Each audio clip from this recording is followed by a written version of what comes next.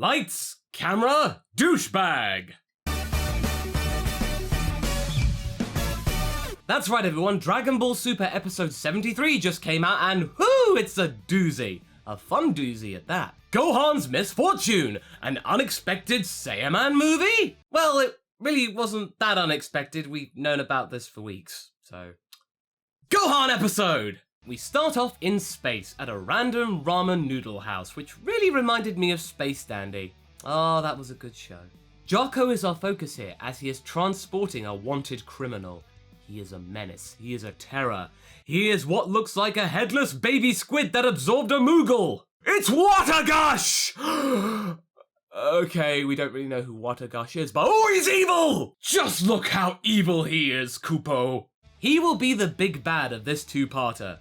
Yes, this is going to be a two-parter.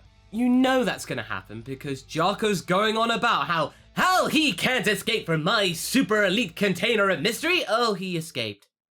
Oops. Oh well, I guess because I'm a super elite, I have to go and defeat him in my super elite ways because I am super elite. Oh, Jaco, never change. So we're going to get a Gohan episode, and it starts off pretty quietly with him at work. Oh, that's really nice to see him actually doing his thing.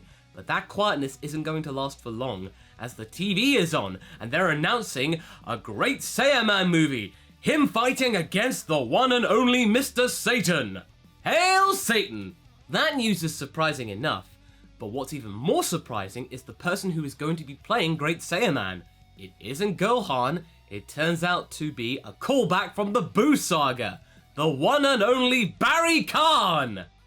Who is Barry Kahn? Remember that scene in the Boo saga where Majin Buu looks at a magazine? He's trying to impress girls so they're not scared of him. He looks at a magazine and it has Barry Kahn's face on it because he's an up-and-coming star.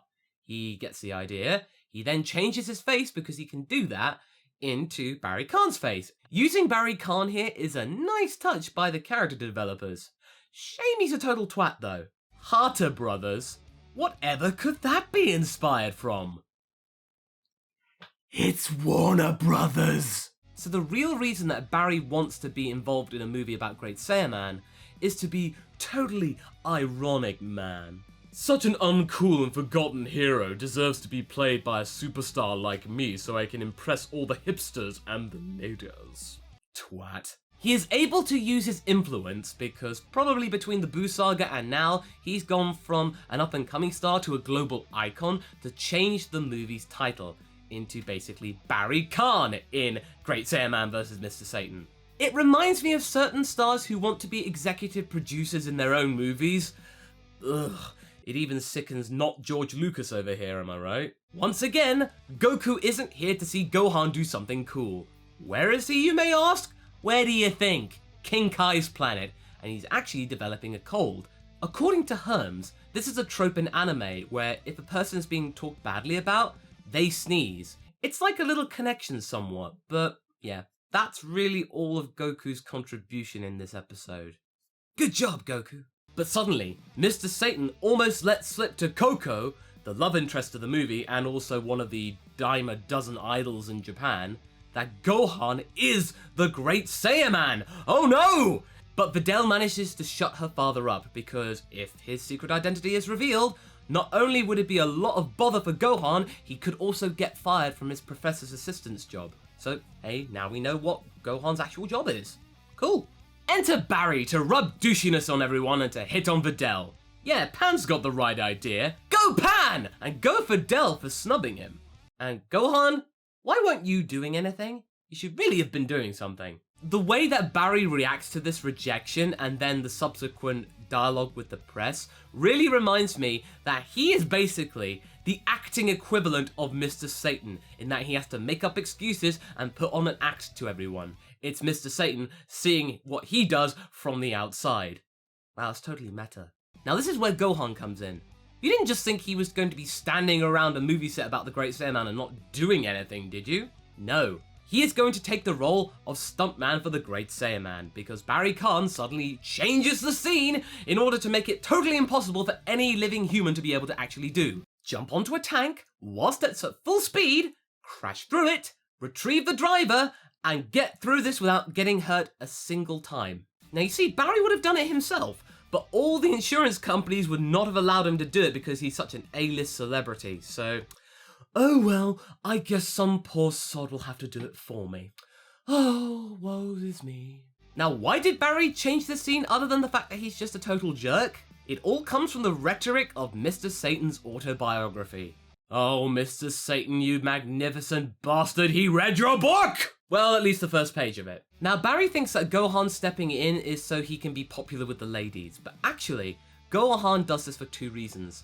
One, to give the current stuntman a break and to save his job and career, and two, so he will look cool to Pan when she grows up and doesn't have an orange bandana.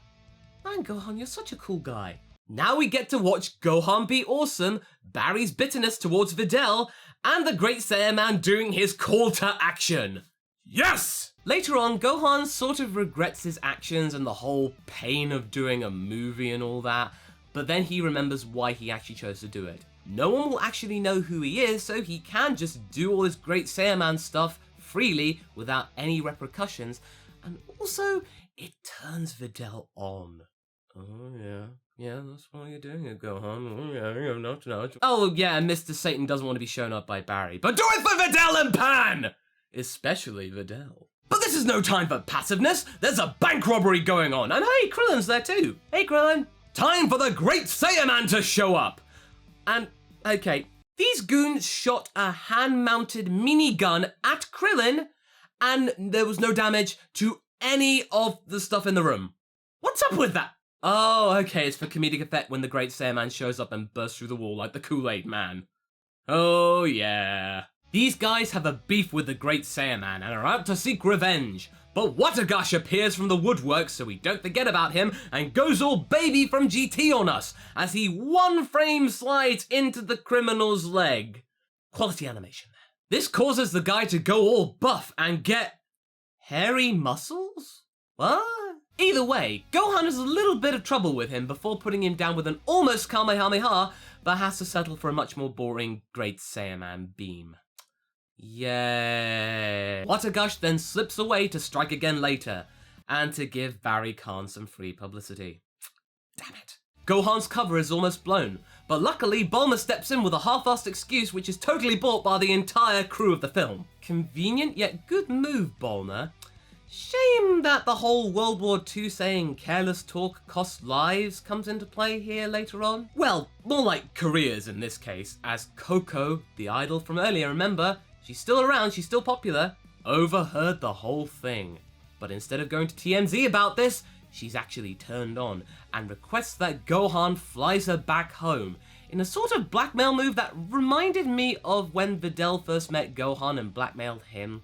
Wow, that's a total deep cut. So we get Gohan and Coco flying through Satan's city. But wait a minute, this is a two-parter. We can't have this kind of an ending. We have to have a cliffhanger.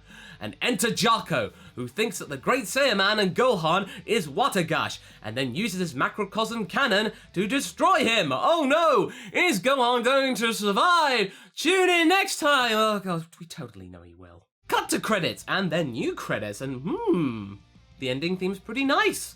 And the visuals are okay too. They could be a little bit more detailed, but I like the whole concept. Nice. All in all, this episode was pretty good.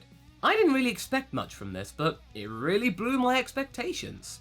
We got some good comedy, we got some good callbacks to the Buu saga, and we got proper reminders that Videl is still around and is still cool, and why I had a crush on her when I was 15. Yeah, I totally admitted that just now. The animation was alright, given that the action was fairly minimal, save for the bank robbery, that little fight between Gohan and Watagash, and all the stuff in the movie, which was really just Gohan jumping onto a tank. I had no complaints here. Save for one bit where Videl's mouth looks like it's about to encroach into her nose. I enjoyed this, and I look forward to seeing Barry Kahn's career go up in smoke, as it will so inevitably. Please, I really want it to. Anyway, that's my review for Dragon Ball Super Episode 73. Tune in next time for my review of Episode 74. Until the next one, be sure to like and subscribe. And until then, catch you later.